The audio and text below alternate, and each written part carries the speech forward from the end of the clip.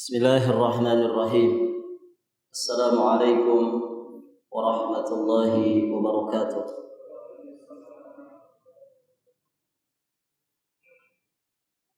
Innal hamdalillah usalli wa usallimu ala Rasulillah Muhammad ibn Abdullah wa ala alihi wa ashabihi wa mawalah. أشهد أن لا إله إلا الله وحده ربي لا شريك له وأشهد أن محمدا عبده ورسوله. قال الله تعالى في القرآن الكريم بعد أعوذ بالله السميع العليم من الشيطان الرجيم من همزه ونفخه ونفثه يا أيها الذين آمنوا اتقوا الله حق تقاته ولا تموتن إلا وأنتم مسلمون أما بعد فيا أيها الحاضرون اعلموا أرشدكم الله فإن أصدق الحديث كتاب الله وخير الهدي هدي محمد صلى الله عليه وآله وسلم. اللهم علمنا ما ينفعنا وانفعنا بما علمتنا وزدنا من علمك وكرمك وجودك يا ذا الجلال والإكرام إنك على كل شيء قدير وبالإجابة جدير. رب اشرح لي صدري ويسر لي أمري واحلل عقدة من لساني يفقه قولي. Para hadirin jamaah rahimani wa rahimakumullah. Alhamdulillah, pada kesempatan ini kita ada di malam pertama dari bulan Dzulqa'dah 1442 Hijriah. Barusan saja kita meninggalkan bulan Syawal dan sekarang kita sudah mulai masuk bulan Dzulqa'dah. Salah satu istimewanya bulan Dzulqa'dah, bahkan 2 bulan setelahnya, yakni bulan Dzulhijjah dan bulan Muharram, ketiga-tiganya adalah bulan yang disebut dengan Ashhurul Hurum, bulan-bulan yang diharamkan Allah Subhanahu wa taala. Bulan haram maksudnya adalah bulan yang disucikan Allah. Pada saat itu peperangan, pertumpahan darah tidak boleh terjadi di bulan-bulan haram. Ada 4 bulan haram, 3 berturut-turut, yakni Dzulqa'dah, Dzulhijjah, kemudian Muharram, dan satu lagi bulan Rajab, antara Jumadal Akhirah dan bulan Sya'ban. Jadi bulan ini para jamaah, bulan yang disucikan Allah Subhanahu wa taala. Di masa itu, di bulan Syawal, para jamaah yang dirahmati Allah, masyarakat ketika itu biasa menggantungkan senjata-senjata mereka di bulan Syawal untuk persiapan menghadapi bulan haram, di mana tidak boleh ada peperangan, tidak boleh ada pertumpahan darah di dalamnya. Dan di surat At-Taubah, para jamaah yang dirahmati Allah, Allah Subhanahu wa taala menegaskan untuk kita semua, fala tadhlimu fihinna anfusakum. Janganlah kalian menzalimi diri-diri kalian di bulan-bulan haram tersebut. Kata para ulama, kezaliman itu dikerjakan di bulan apapun tetap zalim, perkara yang wajib kita tinggalkan. Namun kezaliman itu akan besar sekali urusannya ketika kita melakukannya di bulan-bulan yang diharamkan Allah. Jadi dosa dan maksiat yang terjadi di bulan-bulan haram, para jamaah, itu akan lebih besar urusannya di hadapan Allah ketimbang kezaliman yang terjadi di selainnya. Sama seperti orang maksiat di tanah biasa dengan orang yang maksiat di tanah haram, tentu urusannya menjadi berbeda. Maka kami mengingatkan diri kami pribadi juga jamaah sekalian untuk lebih bersungguh-sungguh lagi menjaga jiwa raga kita. Jangan sampai kita terjatuh ke dalam kezaliman, terkhusus di bulan-bulan suci seperti saat ini. Zalim itu ada berapa? Zalim itu ada berapa, Pak? Ada banyak sekali. Bentuk kezaliman itu ada banyak sekali. Kalau disimpulkan ada berapa? Ada 3. Zalim kepada diri sendiri, zalim kepada orang lain, sesama makhluk Allah, bisa zalim kepada manusia, zalim kepada alam semesta, zalim kepada hewan, tumbuhan, zalim kepada bangsa jin ataupun malaikat, zalim kepada sesama hamba Allah. Kemudian yang ketiga, ini yang paling besarnya, zalim kepada Allah Azza wa Jalla. Tiga-tiganya harus kita jauhi. Jangan sampai kita menzalimi Allah dengan berbuat syirik. Jangan sampai kita menzalimi sesama hamba Allah Subhanahu wa taala dengan mengabaikan hak-haknya, dengan tidak melaksanakan kewajiban kita terhadap mereka. Kemudian jangan sampai juga kita menzalimi diri kita sendiri. Zalim kepada diri sendiri diantaranya adalah ketika orang itu menjerumuskan dirinya ke dalam dosa dan maksiat. Semoga Allah Subhanahu wa taala menjaga, melindungi kita semua dari segala dosa dan juga maksiat, ma dhahara minha wa ma batan, baik maksiat yang nampak ataupun maksiat yang tersembunyi. Amin ya Allah ya Rabbal Alamin. Nah, pelajaran kita ini sangat erat kaitannya dengan masalah kezaliman. Jadi kita belajar bagaimana petunjuk Rasulullah sallallahu alaihi wasallam dalam bermuamalah dengan sesama manusia. Ini salah satu tujuan utamanya supaya kita itu jangan sampai menzalimi manusia. Karena zalim kepada manusia ini besar urusannya.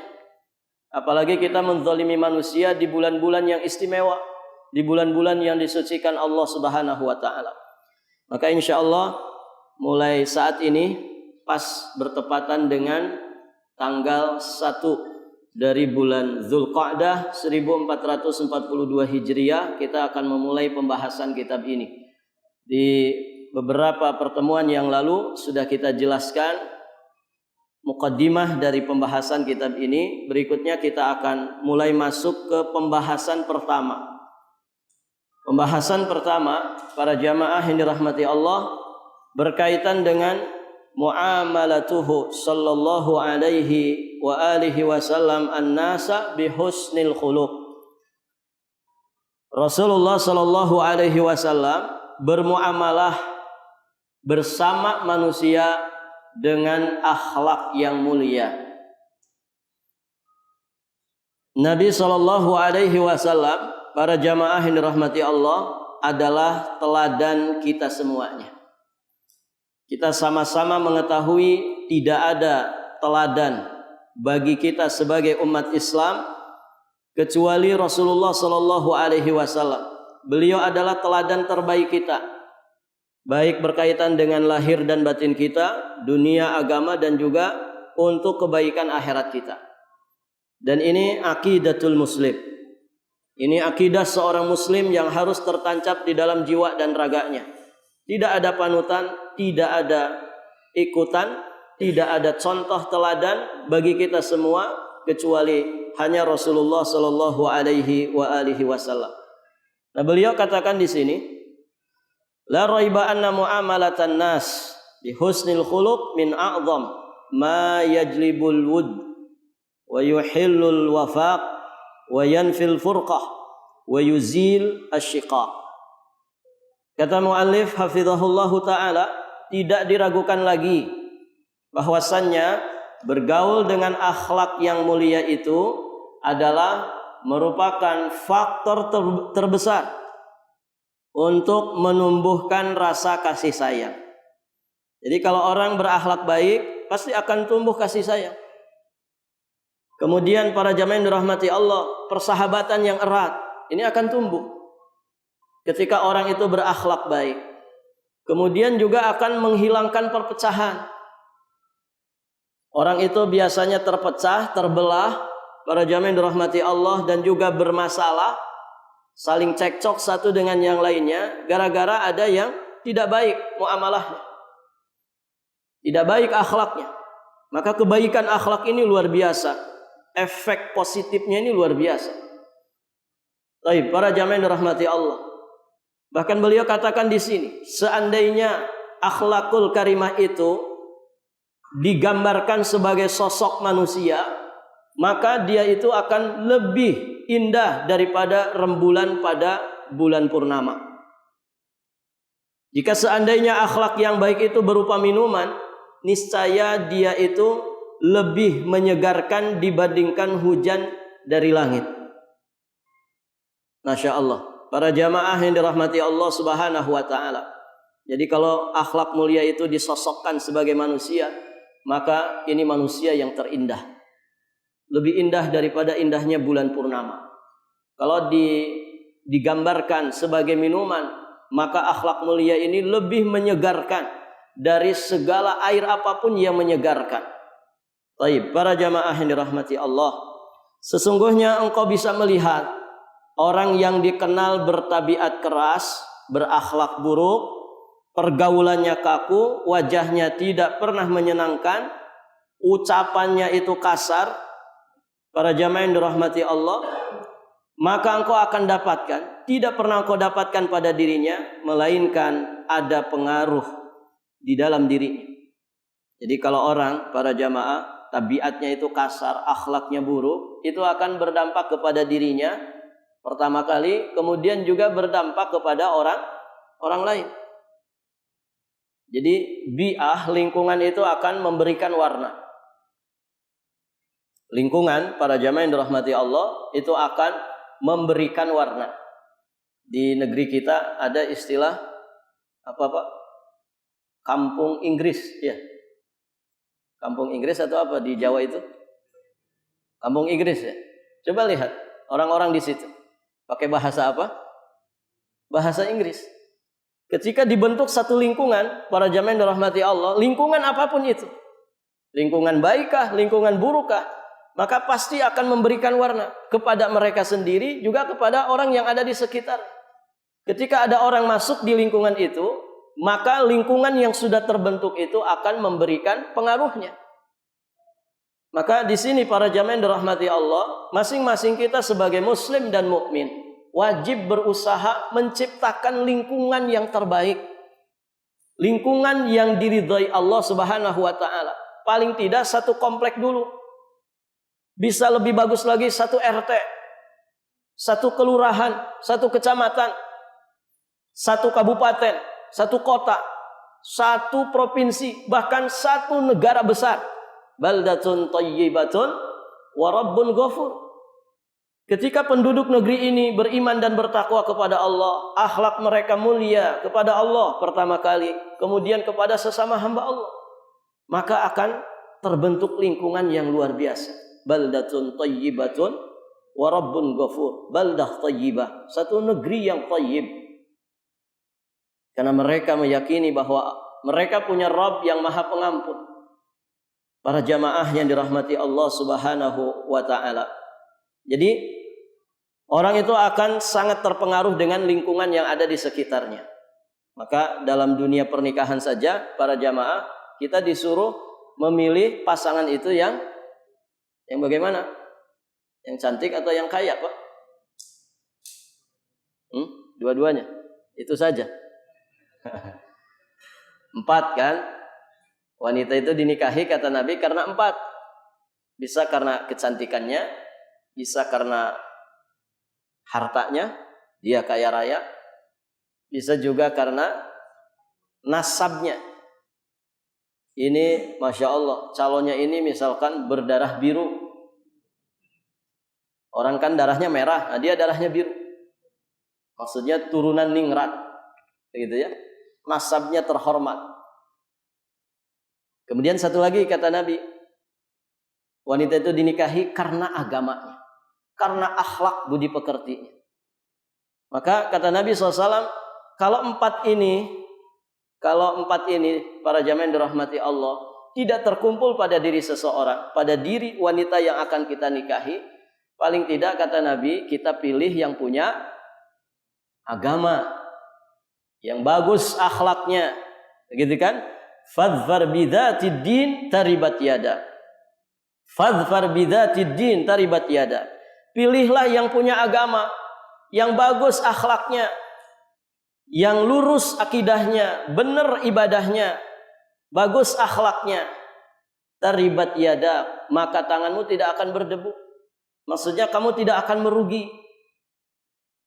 Walaupun dia mungkin bukan dari kalangan ningrat, walaupun dia mungkin tidak berharta, dari kalangan fuqara dan masakin, mungkin juga fisiknya tidak bagus-bagus banget, begitu ya. Kalau dia punya agama, ini luar biasa para jamaah. Ada orang yang istrinya cantik, tapi bikin mangkal terus tiap hari. Kenapa ada orang ya istrinya cantik, suaminya ganteng luar biasa, nikahnya cuma 3 bulan, cerai saja. Apa yang kurang pada diri mereka, Pak? Mereka kaya raya, kemudian dari sisi fisik juga luar biasa, kemudian mereka juga turunan orang-orang yang terpandang. Maka satu yang cacat pada diri mereka, tidak ada akhlak, tidak ada agama. Maka ternyata itu semua jadi sirna. Tapi kalau orang sudah ada agamanya, bagus akhlaknya, Masya Allah, para jamaah, istilah orang ada inner beauty. Apa itu, Pak? Cantiknya itu dari dalam gitu. Luar biasa gitu. Pokoknya tidak ada duanya. Dan begitu. Tapi istri kita cantik, kaya raya, kemudian terpandang orang tuanya, tapi tiap hari bikin jengkel kita. Kita lihat wajahnya saja muak, walaupun cantik, kan begitu. Pengennya ngeludah saja di wajahnya, padahal cantik itu. Gara-gara nggak ada akhlak. Coba, istri biasa-biasa saja, Pak, tapi berakhlak, agamanya bagus, cantik tapi cerewet, susah diurus, susah diatur. Pilih yang mana? Tidak ada pilihan ketiga. Biasanya bapak-bapak milih yang ketiga. Cantik, ustad, kaya raya, terpandang, kemudian hafizah 30 juz, soleha, rajin tahajud, pintar ngurus anak. Oh, Masya Allah, komplit. Nah, itu para jamaah yang dirahmati Allah. Ini lingkungan, ya. Kalau orang itu punya akhlak, luar biasa.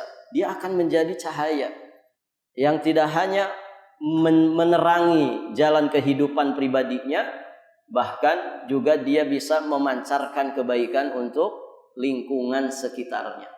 Tidak beda tuh, Pak, kalau kita ada di samping orang yang baik-baik dengan berada di samping orang yang jahat. Kira-kira beda nggak rasanya? Yang jahat tuh bukan kita, dia yang jahat. Tapi kita ketika berada di sampingnya, itu aura negatifnya itu pengaruh ke kita. Kok kita nggak nyaman ya ada di samping orang ini? Kenapa? Jahat dia. Ini orang zalim, terkenal orang yang suka jahat, berbuat jahat, zalim. Begitu kan? Tapi coba kalau kita dekat-dekat dengan orang yang baik, santun orangnya, akhlaknya baik, Masya Allah. Kita belum bicara, belum apa-apa, hanya berada di samping dia, kok nyaman. Nah, itu sosok seperti itu ada pada Rasulullah. Makanya ini pembahasan pertama yang beliau sampaikan di sini. Bagaimana Rasulullah Shallallahu Alaihi Wasallam itu bermuamalah bersama manusia dengan akhlakul karimah. Baik, para jamaah yang dirahmati Allah. Jika akhlak seorang manusia baik, maka banyak orang yang mendekatinya dan sedikit orang yang memusuhinya, sehingga masalah-masalah yang susah akan menjadi mudah dan hati-hati murka akan menjadi lunak dengannya. Itu aura positif dari akhlakul karimah. Orang tuh jadi demen, senang, nyaman berada di sampingnya. Segala urusan tuh jadi mudah, kan begitu, Pak? Orang mukhlis, orang yang berakhlak baik, para jamaah, dia tidak pernah mempersulit urusan mudah. Bahkan urusan sulit akan dia permudah. Dan begitu. Beda dengan orang yang akhlaknya buruk. Urusan mudah dia persulit. Urusan yang sulit dia tambah kesulitannya. Sehingga rusak muamalah. Nah ini para jamaah yang dirahmati Allah. Penting ini akhlak ini. Kalau kita ingin hidup tenang, hidup damai, ayo kita masing-masing berusaha berakhlak yang baik. Ya, berakhlak yang baik. Kita pelajari, kemudian kita praktekkan. Paling tidak di lingkungan terkecil dulu, di keluarga kita. Jangan sampai kita itu jadi suami yang sosoknya itu dikenal sosok suami yang mengerikan bagi istri dan anak-anak. Jangan sampai kita hidup di tengah lingkungan yang dikenal oleh satu RT lingkungan kita, ini orang jahat, orang tidak baik. Yang dikenal tentang kita itu yang jelek-jeleknya. Itu haji pelit katanya gitu. Pernah dengar Pak orang bikin lakob kepada seseorang, dia haji, hajinya tetap disebut, tapi pelitnya enggak ketinggalan. Haji pelit gitu. Ini kenapa? Karena akhlak yang buruk. Karena akhlak yang buruk. Dan para jamaah yang dirahmati Allah, kalau seseorang itu sudah berakhlak buruk, biasanya ngerembet ke yang lain. Siapa sih itu? Orang kok kayak gitu banget ya? Oh itu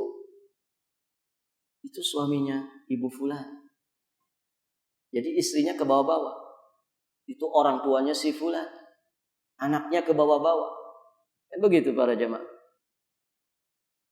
Jadi dia memberikan efek yang tidak baik kepada orang-orang di sekitarnya, bahkan kepada lingkungan sekitarnya. Al-Imam Ibnul Qayyim rahimahullahu ta'ala, beliau menyatakan, tidak ada yang lebih bermanfaat bagi hati kecuali bergaul dengan manusia dengan kelembutan. Belajar jadi orang yang lembut, jadi orang yang lunak hatinya. Itu yang paling bermanfaat bagi hati kita, para jamaah yang dirahmati Allah. Karena bergaul dengan manusia dengan kelembutan, jika ada orang asing, maka engkau akan menumbuhkan kecintaannya kepadamu. Jadi orang lembut itu, kalau ada orang asing yang tidak kenal sebelumnya, para jamaah yang dirahmati Allah, itu akan senang. Masya Allah, saya belum pernah ketemu orang seperti ini. Orangnya baik, padahal saya nggak kenal dia. Jadi dia sudah mendapatkan manfaatnya dari kebaikan akhlaknya, kelembutan hatinya. Kemudian para jamaah yang dirahmati Allah, apabila teman atau kekasih dia bertemu dengan teman atau sahabat karibnya, kekasihnya, maka akan bertahan persahabatan dan kecintaan tersebut. Itu orang yang lembut hati. Ketika bertemu dengan orang yang tidak dikenal, orang yang tidak mengenalnya ini akan langsung senang kepada dirinya, tumbuh rasa cintanya. Ketika bertemu dengan sahabat yang sudah saling mengenal, akan semakin tumbuh kecintaan kepada dirinya. Dan itu yang melanggengkan persahabatan keduanya. Kemudian para jamaah yang dirahmati Allah, bahkan ketika dia berhadapan dengan musuh, orang yang suka membencinya, maka dengan kelembutan itu engkau dapat memadamkan api permusuhannya. Orang mau jahat jadi tidak jadi jahatnya.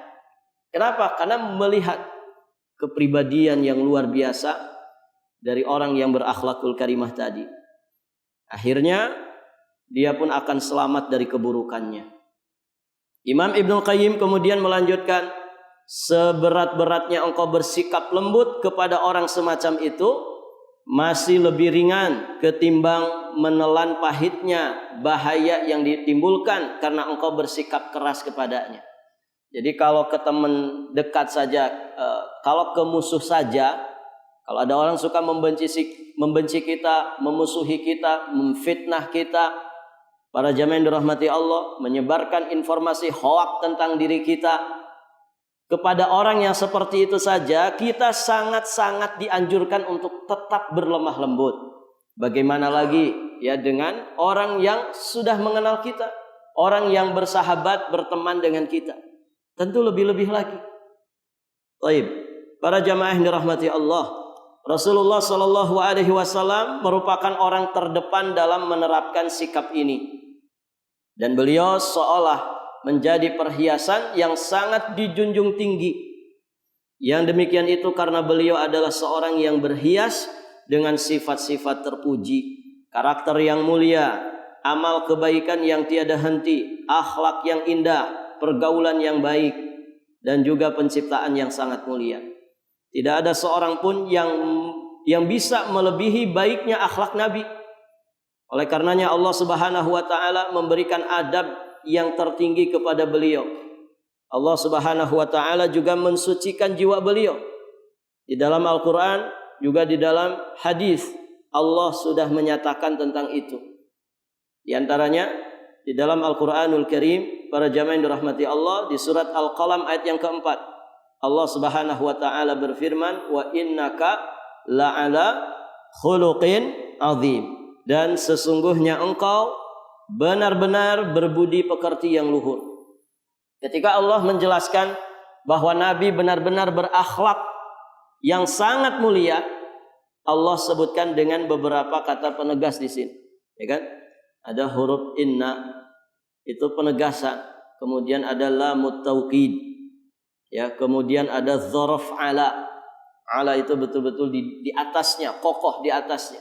La ala khuluqin azim.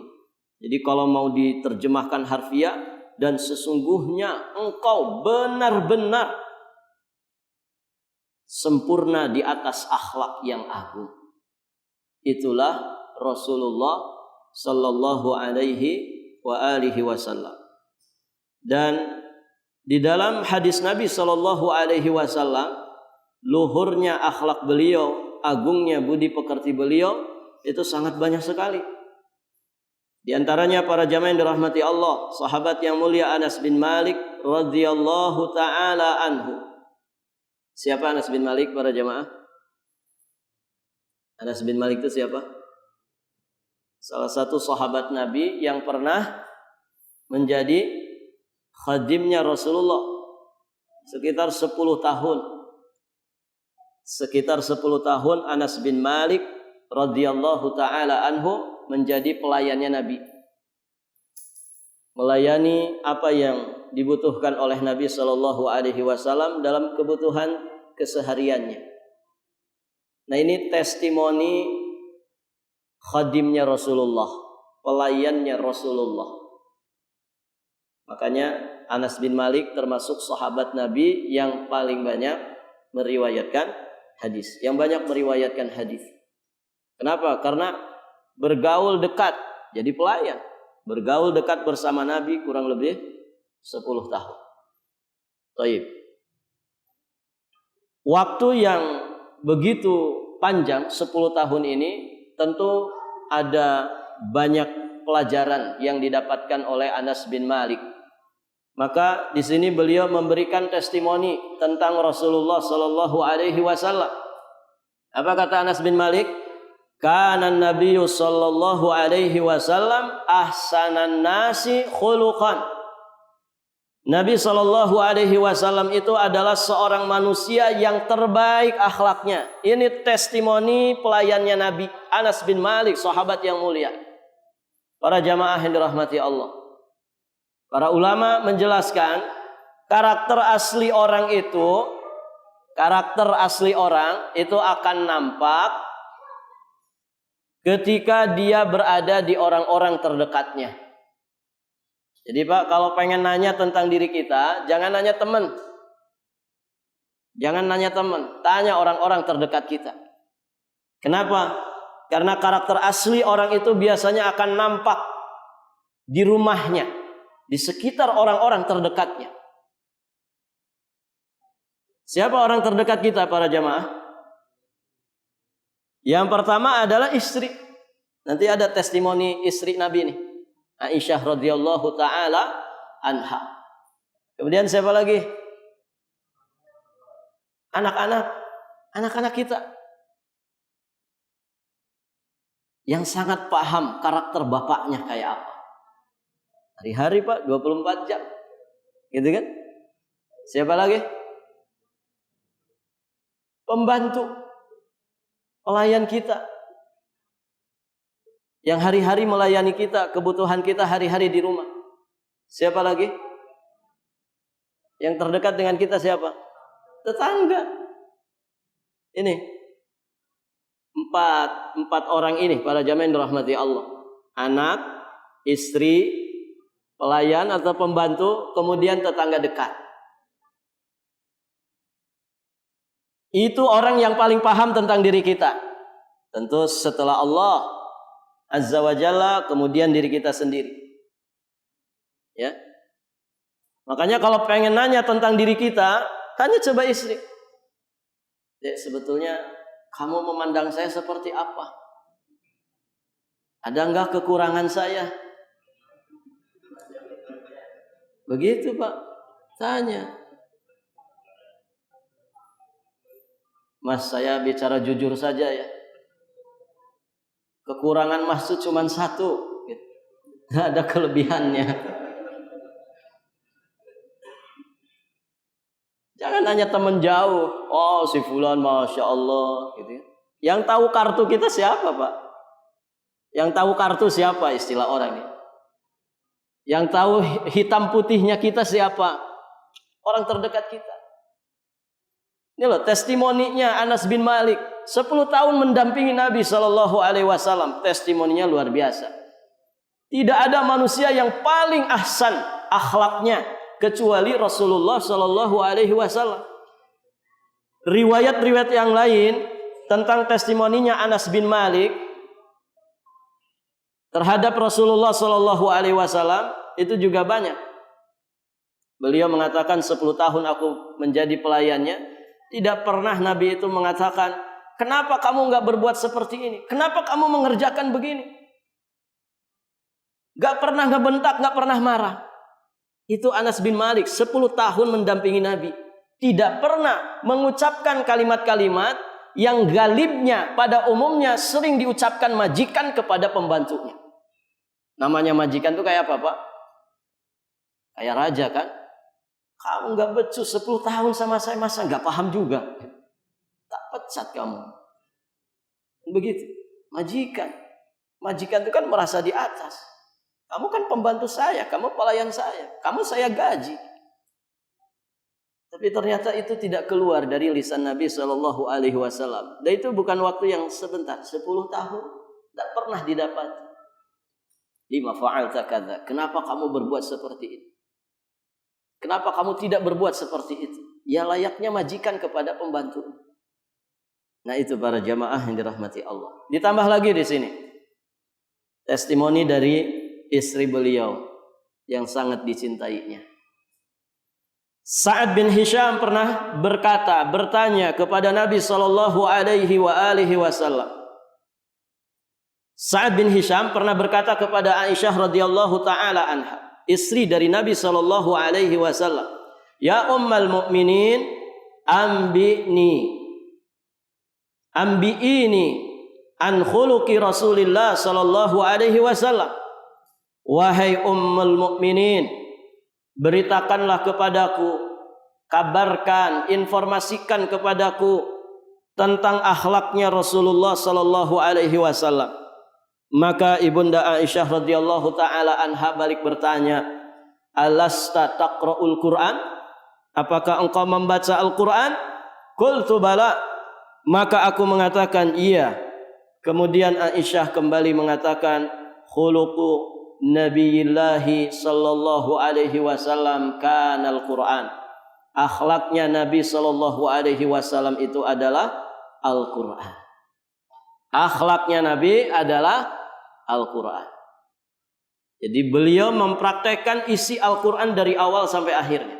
Tidaklah beliau wafat kecuali cara mempraktekkan Al-Quran itu sudah dijelaskan oleh Nabi. Tidak hanya dijelaskan, bahkan dipraktekkan oleh Nabi SAW. Dan ini istrinya beliau, Aisyah radhiyallahu taala anha. Akhlak Nabi itu adalah Al-Quran. Yang dimaksud, yakni sesungguhnya beliau beradab dengan adab-adab yang terdapat di dalam Al-Quran. Berakhlak dengan akhlak Al-Quran. Sehingga apa saja yang dipuji di dalam Al-Quran, pasti beliau ridha dengannya. Sedangkan apapun yang dicela di dalam Al-Quran, maka disitulah kemurkaan beliau. Nah itu Nabi, ya. Nabi SAW. Akhlaknya adalah Al-Quranul Karim. Yang jadi masalah, Al-Quran itu kita jarang membaca. Jadi bagaimana bisa mempraktekannya? Bacanya saja tidak, belajarnya saja tidak. Ini musibah besar para jamaah.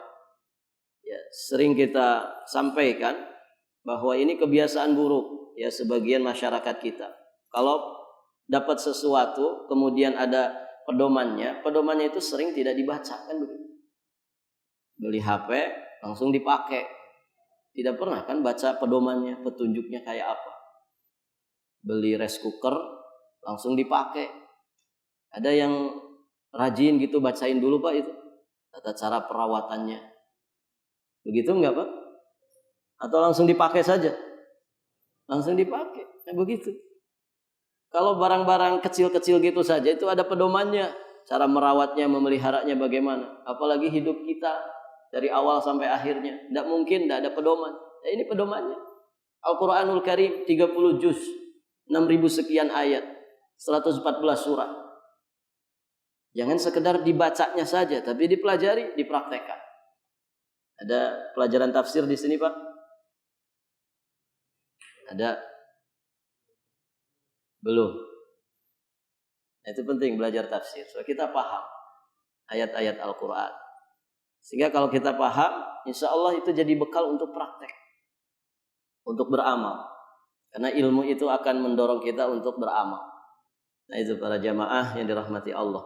Itulah akhlak dari Rasulullah Sallallahu Alaihi Wasallam. Akhlak Nabi adalah Al-Quranul Karim. Ya lahir batin Nabi, lisan, perbuatan, hatinya Nabi, ya, ibadah, muamalahnya Nabi, iman yang ada pada Rasulullah, itu semua merupakan penjabaran dari Al-Quranul Karim. Baik, para jamaah yang dirahmati Allah, kita bahas satu riwayat lagi. Abu Abdullah Al-Jadali bertanya kepada Aisyah radhiyallahu taala anha tentang akhlaknya Rasulullah. Maka beliau menjawab, lam yakun fahishan wala mutafahishan wala sakhaban fil aswaq wala yajzi bisayyi'ah as-sayyi'ata walakin ya'fu wa yasfah. Beliau bukan seorang yang keji, yang suka berbuat keji, bukan pula seorang yang berteriak-teriak di pasar. Beliau tidak membalas keburukan dengan keburukan, namun beliau memaafkan dan juga mengampuni. Itu Rasulullah Sallallahu Alaihi Wasallam. Ini pribadi yang sempurna para jamaah.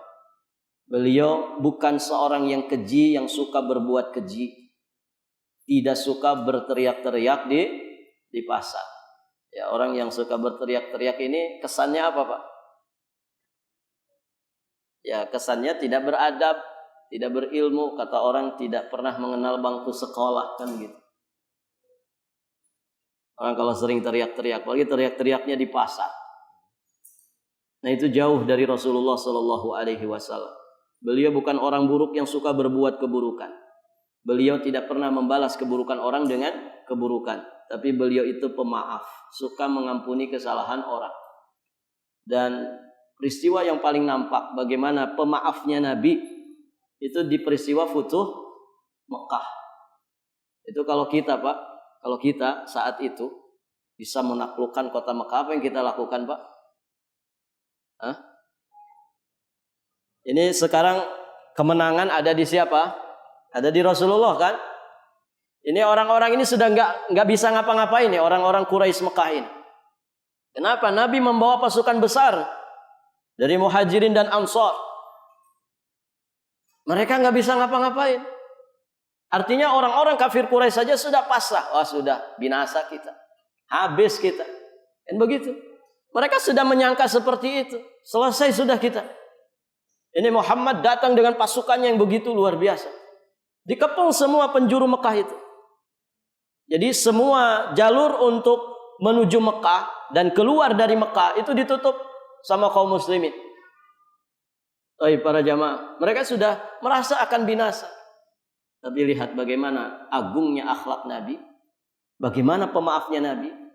Siapa yang berlindung di Ka'bah aman, siapa yang berlindung di rumah Abu Sufyan, maka dia aman. Begitu. Itu kalau kita Pak, diapain tuh orang-orang? Ini dulu ngusir saya dari Mekah. Ya, nih bubuhan saya sudah banyak, gitu kan? Kalau kita kayaknya enaknya diapain tuh Pak orang-orang kafir Quraisy? Sikat saja, jangan disisakan, gitu kan? Makanya kita nggak jadi nabi, gitu kan? Itu Rasulullah sallallahu alaihi wa alihi wasallam. Dimaafkan. Efeknya apa? Efek dari keluhuran akhlak Nabi ini apa? Yadkhulunan nas fi dinillah afwajan. Akhirnya banyak manusia berbondong-bondong masuk ke dalam dinul Islam. Maka disebut Futuh Mekah, pembebasan kota Mekah, di mana para jamaah yang dirahmati Allah, pertolongan Allah ditampakkan untuk Rasulullah, untuk para sahabatnya, untuk Islam dan juga kaum muslimin. Idza jaa nasrullahi wal fath wa ra'aitan nas yadkhuluna fi dinillahi afwaja. Kata ahli tafsir, berbondong-bondongnya itu satu rombongan sampai 40 orang masuk Islam. 40 orang. Nanti datang lagi rombongan berikutnya 40 orang masuk Islam. Dan terus afwajan. Berbondong-bondong orang itu masuk ke dalam dinul Islam. Efek dari apa? Efek dari pemaafnya Rasulullah sallallahu alaihi wasallam. Coba kalau dibantai habis ini. Nah, itu para jamaah yang dirahmati Allah. Akhlak Nabi sallallahu alaihi wa alihi wasallam. Demikian para jamaah yang dirahmati Allah, sampai di sini pelajaran kita. Insyaallah taala nanti kita lanjutkan di kesempatan berikutnya biiznillah taala wa taufiqih. Ada pertanyaan?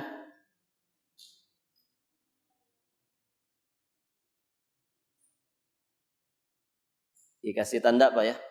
Kita sampai pembahasan mana tolong dikasih tanda. Ada pertanyaan tidak?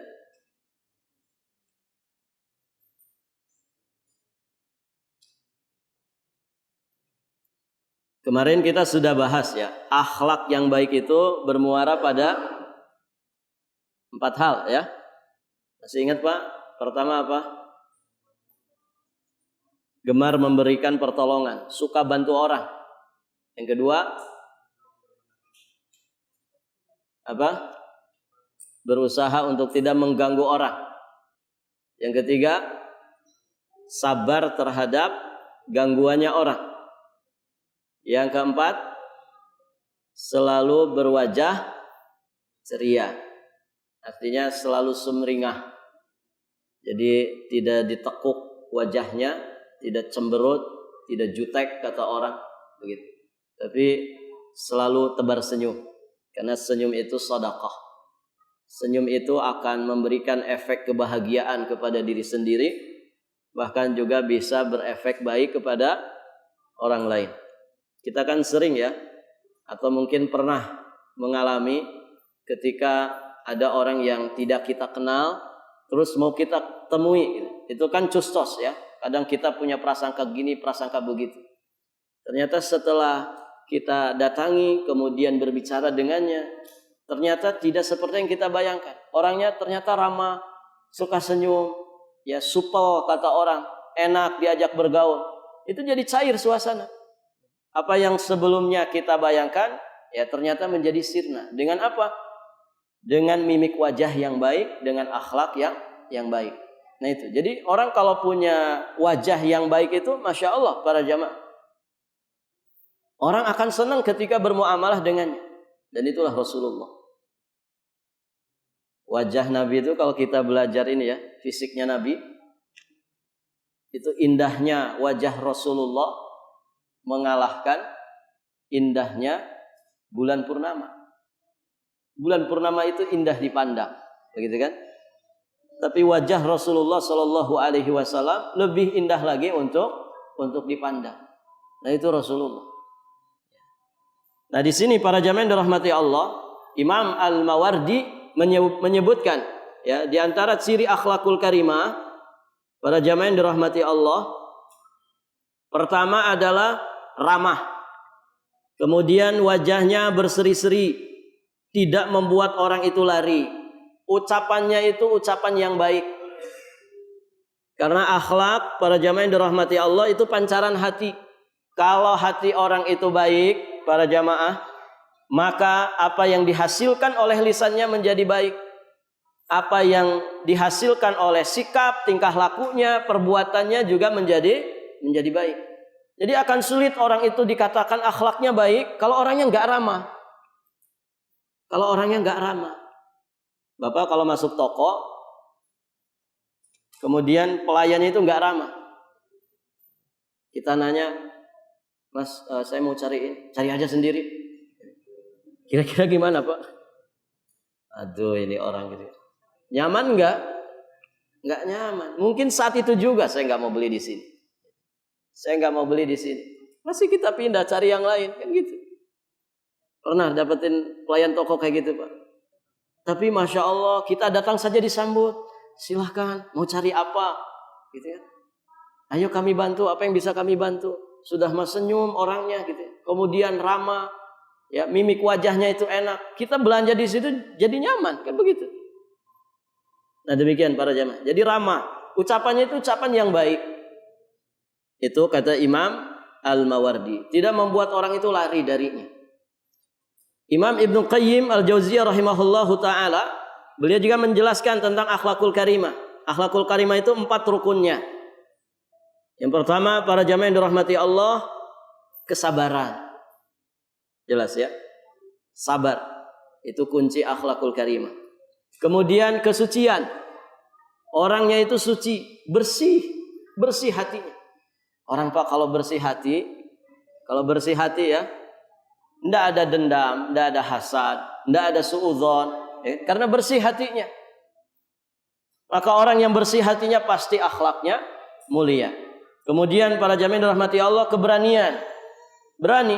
Orang yang akhlaknya baik, dia akan berani. Tidak mencela-mencela, tidak pelin-pelan. Tapi dia kokoh dengan prinsip agamanya. Tidak menjilat. Dia punya keberanian di dalam prinsip beragama. Kemudian adil. Orang yang akhlaknya baik itu pasti adil. Adil di dalam menilai, adil di dalam memutuskan, kan begitu. Adil di dalam bermuamalah.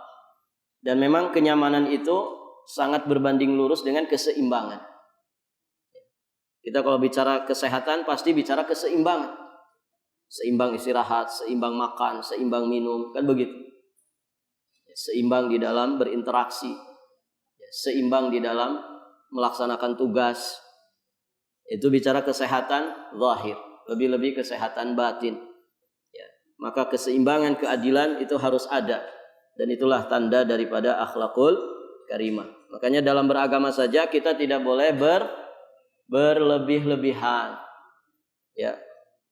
La taghlu fi dinikum. Jangan kalian berlebih-lebihan di dalam beragama, karena agama ini mudah, tapi bukan untuk bermudah-mudahan. Karena ada orang Pak yang menyibuk-nyibukkan diri, meribet-ribetkan diri dengan memodifikasi agama. Akhirnya dia susah sendiri. Harus begini, harus begitu. Padahal agama tidak pernah menjelaskan. Nah itu para jamaah yang dirahmati Allah. Jadi konsep beragama ATM saja. Amati, tiru, M-nya apa? Apa Pak? Manut. Jangan dimodifikasi. Amati, tiru, modifikasi. Itu ahli dunia. Kalau agama itu ATM, amati, tiru, manut. Amati, pelajari apa yang diajarkan Allah dan Rasulnya. Tiru, praktekkan. Tunduk, patuh, manut. Sudah, nggak usah neko-neko, nggak usah macam-macam. Insya Allah hidup kita akan bahagia di dunia sebelum nanti di akhirat. Baik, para jamaah yang dirahmati Allah, kalau tidak ada pertanyaan, kita cukupkan sampai di sini. Sudah masuk waktu, kita tutup. Subhanakallahumma wa bihamdika asyhadu an la ilaha illa anta astaghfiruka wa atubu ilaik. Hadanallahu wa iyyakum ajmain. Wallahul muwaffiq ila aqwamit thoriq. Al-'afwu minkum. Assalamualaikum warahmatullahi wabarakatuh.